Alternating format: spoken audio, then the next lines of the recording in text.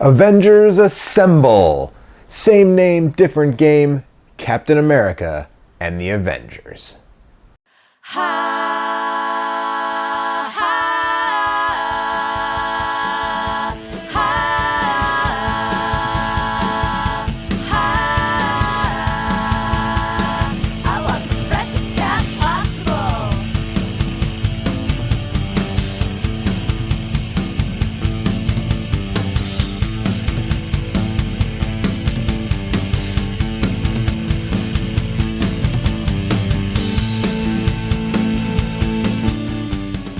Welcome back to Same Name, Different Game. Avengers Age of Ultron hits theaters this weekend, and it's sure to be a huge hit, so I thought we'd go back and take a look at Data East's classic arcade brawler, Captain America and the Avengers. So let's dive right in with a little history. The 1990s were a boom period for comics. Movies, cartoons, and yes, video games were all taking inspiration from comic books of the time. Comics were big business, and the Avengers have always been popular in comics. The Avengers made their debut in 1963. This is due in large part to Marvel losing their distribution in 1957. The company that had been distributing their comics went out of business, and the only replacement they could find was Independent News. Now, Independent News was owned by the same parent company as DC Comics, so they agreed to print and distribute Marvel's comics, but would only do a certain number per month. The Avengers was created to showcase several of Marvel's more popular heroes while not exceeding that limit of books that they could publish. The lineup changed a lot over the years, but it started with Hulk, Thor, Iron Man, Wasp, and Ant-Man. Captain America joined a couple months after the fact in early 1964 as he came back into the Marvel Universe after an extended hiatus. Through the years, almost every major Marvel hero has been a member of the Avengers, including Spider-Man and Wolverine. Now, let's get back to the 1990s. In the late 80s and early 90s, multiplayer beat-em-ups were huge business in arcades. This was mostly thanks to Konami's runaway hit, the 1989 Teenage Mutant Ninja Turtles game. That was the first 4-player beat-em-up ever released into arcades, and it did huge business. This led to tons of publishers, including Data East, grabbing up licenses for comic books and using the ready-made teams contained therein to launch their own multiplayer brawlers. It was basically a license to print money. To illustrate my point, between 1988 and 1994, the following arcade beat-em-ups were based on comics properties or on properties that were licensed originally from comics.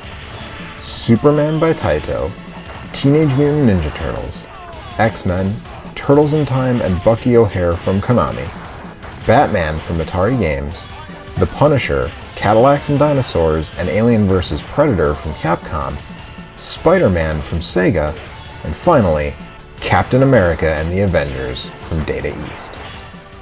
In 1991, Data East released Captain America and the Avengers into arcades. The game featured the titular Captain America as well as 3 other playable Avengers representing the lineup from around that time. Those Avengers are Hawkeye, Iron Man, and Vision. In addition to these, several non-playable Avengers appear to assist the players. These include Quicksilver, Wonder Man, Wasp, and Namor. The game came in both 2-player and 4-player varieties, but I personally have seen the 4-player one much more frequently, and with good reason. Because when it comes to brawlers, more players equals more fun, so 4 is the way to go. Now as far as the gameplay goes, it's fairly standard beat-em-up fare, but with enough twists and quirks to separate it from the pack. The arcade game uses 2 buttons, one to attack and one to jump. When pressed together, you can do a long distance attack. Cap throws a shield, Hawkeye fires an arrow, Vision shoots his optic laser, and Iron Man lets loose with a repulsor blast. Holding the attack button allows you to block, and double tapping the joystick left or right allows you to dash. If you hit attack while dashing, you do a dash attack. The addition of ranged attacks is kind of a double-edged sword here. It adds some unique flavor to the game that you don't see in many other games of this genre. The only problem is it makes you less interested in using your melee attacks, and there's not a lot of variety in those melee attacks. And there's not a lot of finesse in those melee attacks. Sure, you can throw enemies as well as just punching them in the head, but throwing seems to be something that just kind of happens, less than something that you actively do, if that makes sense. Where the game really shines is adding a few scrolling shooter stages. These are largely ripped off from Taito's Superman game from 1988, but the 4-player aspect and the different attacks for each Avenger make them a lot more interesting. It's also here where you get Wasp and Namor to assist you. These stages aren't great on their own, but the variety they offer really helps the game become not stale. There's something that I should mention here, and it's more than a little interesting, at least to me. This game plays kind of fast and loose with the villain mythology. So it's established in the opening that Red Skull has either bribed and or brainwashed several villains of the Marvel Universe to help him fight the Avengers, but also take over the world using a giant laser cannon that he built on the moon. So yeah, that. So let's start with Red Skull, first and foremost being a Captain America villain more than an Avengers villain, but Cap is clearly taking the lead role in a game called Captain America and the Avengers, so I can deal with that.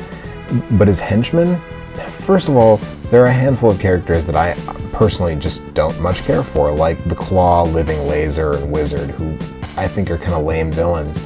Beyond that, there are a couple of X-Men villains.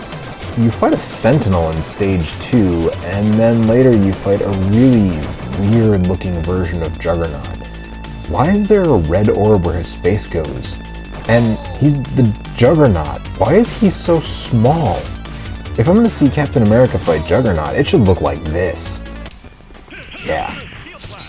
Beyond that, you have some classic villains like Mandarin, and the title antagonist of the upcoming movie, Ultron. The ports. In 1992, we received ports for the 16-bit systems of the day, being the Sega Genesis and the Super Nintendo. The Sega Genesis version is a little hard to source. We know it was published by Data East, and we have reason to believe that a fair amount of work was done by them on it, but they contracted a developer called ISCO to do work on it, and ISCO in turn subcontracted a company called Opera House to also do some work on it. The extent to which any of these companies did work on this game, I'm not entirely sure. My research leads me to believe a lot of it was programming, not creating assets or designing the art or the sprites or any of that, just programming the game engine basically, but it's hard to say for sure. So, well, for simplicity's sake, we'll just say it's the Data East version. The Super Nintendo version is actually very easy to source, and this one was done by Real Time Associates, who longtime viewers of this show will remember as the studio behind the Super Nintendo version of Beavis and Butthead. It was published by Mindscape, not by Data East, for reasons that I could only begin to guess. And it merits mentioning at this point that Mindscape also published the handheld versions. There was a Game Boy version and a Game Gear version, which I will not be talking about in this episode, except to say the following two things. One, they're almost identical, except that the Game Boy version is in black and white and the Game Gear version is in color, and two, they are not good, so avoid them. Moving on. I'm not sure why Data East handed it off to Mindscape and Real Time Associates for the SNES. At any rate, all three versions are the same at their core. The stages are the same, the storyline is the same, the playable characters are the same. It's digging in that you get to see the differences. We'll start with the obvious. The Genesis and Super Nintendo versions do not look nearly as good as the arcade version. They don't sound nearly as good as the arcade version. The arcade version has way more detailed backgrounds, brighter colors, better voice sampling, better music, all that stuff that goes without saying. The arcade version also has the mechanic where you can drop in an extra quarter anytime to get another 100 health, which you can't do on a Super Nintendo or a Sega Genesis because they don't have coin slots. The ports both lack the 4-player mode found in the arcade as well. The Genesis version retains more of the speech, though the SNES version has your character scream every single time you take a hit, so get used to hearing that. The ports also improve the English dialogue to varying degrees of efficacy. Now each individual port has some quirks. The Super Nintendo version maps the long-ranged attack to the A button.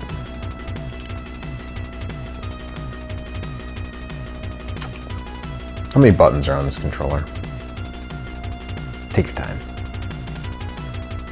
3. The answer is 3. There are 3 buttons on this controller. Now, never mind my rant a couple episodes ago about how you just should have a 6-button Genesis controller at this point. This still has 3 buttons.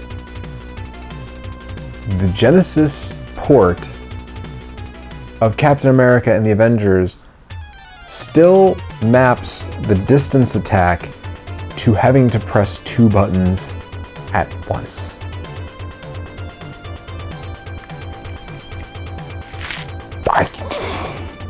I can't figure that. They did, however, simplify the dash attack in the Genesis version to just be a double tap in one direction, no button press required, which surprisingly works out pretty well and is pretty convenient. The Super Nintendo version also removes the ability to block. And this is the first of many issues I have with the SNES game. Do I use the block much in the other versions? No, not really, but it comes in handy on occasion. But why remove it? The answer is to make the game that much more difficult.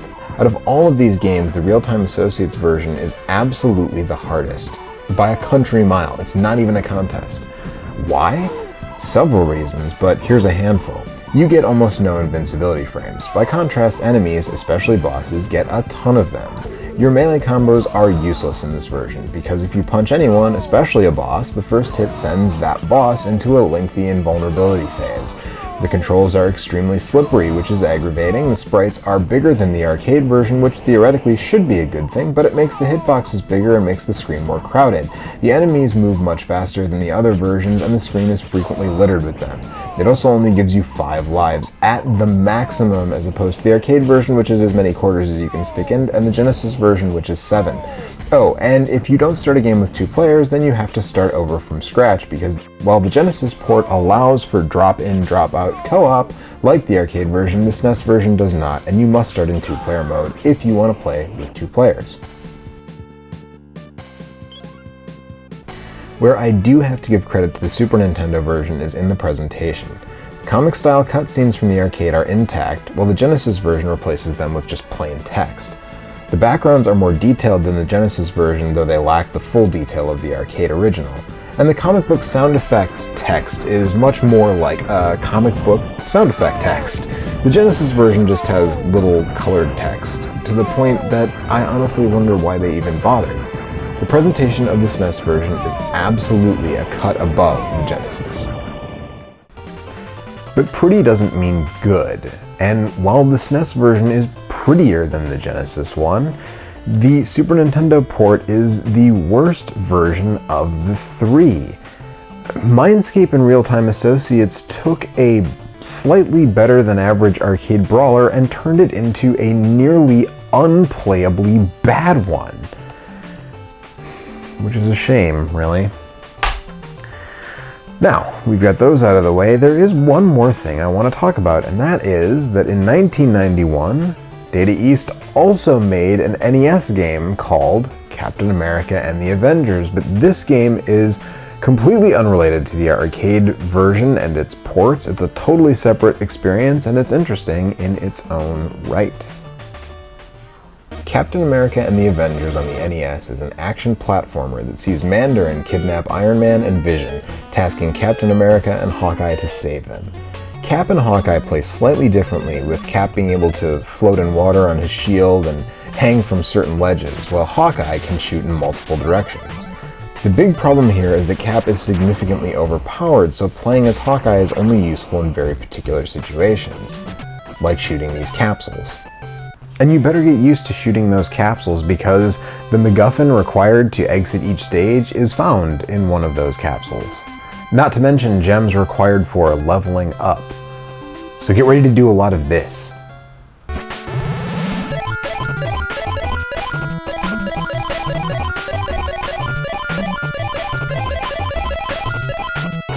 Yeah. So there's that, and the most frustrating thing about this game is what happens when you lose a life. If you die, whichever character you lost gets sent across the map to a random level and you have to backtrack to go save them. This means replaying levels that you have previously played.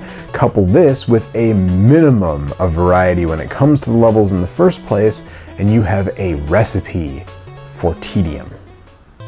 This is especially aggravating because the actual gameplay of walking around and fighting dudes is a lot of fun.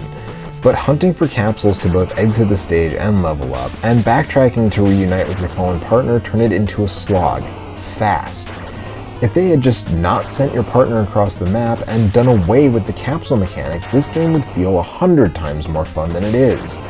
Cap's shield has weight and attacking with it feels satisfying. Hawkeye's arrows are versatile and fun to use, but the attempts to extend the game end up turning the game into a chore. It's just too bad because for the first 15 minutes or so, I was really into this game. I thought it would be like another Bionic Commando, different from the arcade, but better for it, utilizing the strengths of the NES, and it's not. It's really not. So that's all the games that we're going to talk about, so I suppose it's time that we should compare and contrast some graphics and some music. Versions assemble!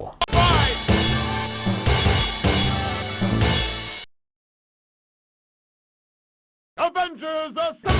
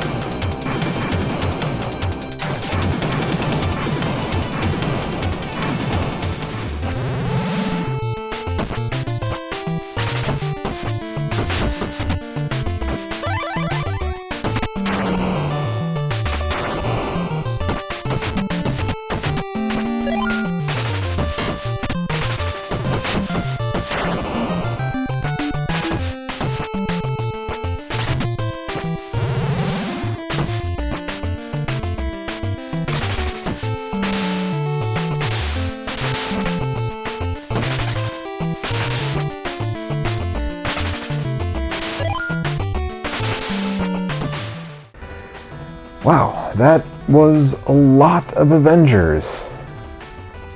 Yeah. And I guess that makes it time to give the edge.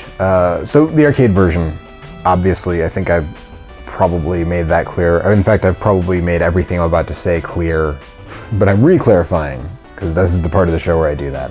So the arcade version is the best one. If you have access to it, check it out. Likelihood of it getting a re-release on modern consoles or on Steam or anything, pretty slim. Data East went out of business several years ago, and the rights to a lot of their games are kind of scattered to the wind. A lot of them are with Gmode, a lot of them are with other people, plus this is a licensed property, so who even knows? So that being the case, the Genesis version is very affordable if you have a Sega Genesis, and it's a very, reasonably faithful port of the arcade game done by, at least in part, by the original publisher and developer. And it's a fun little romp. It's totally enjoyable, and again, it's not very expensive. Second to that, I would say the NES version. Also not terribly expensive if you're looking to pick up a copy, and I would say it's an interesting failure. A couple of tweaks would make this one like a hidden gem of the NES library, but since those tweaks don't exist, it's interesting failure. And the Super Nintendo version, which I would like to think of as a cautionary tale of how not to port an arcade game to a home console. Not that developers these days need those kind of cautionary tales, but that's where I'd go with this one. So hey, go out this weekend, see a movie, see Avengers, Age of Ultron. Everybody else is going to be, I'm sure, would not be surprised if this movie breaks massive box office records. I'm gonna go see it. Super excited. James Spader is an evil, vengeful robot set on destroying humanity, so that, how can you go wrong with that? And as far as I go, you can find me here on the next episode of Same Name, Different Game. So we'll see you then. Take care.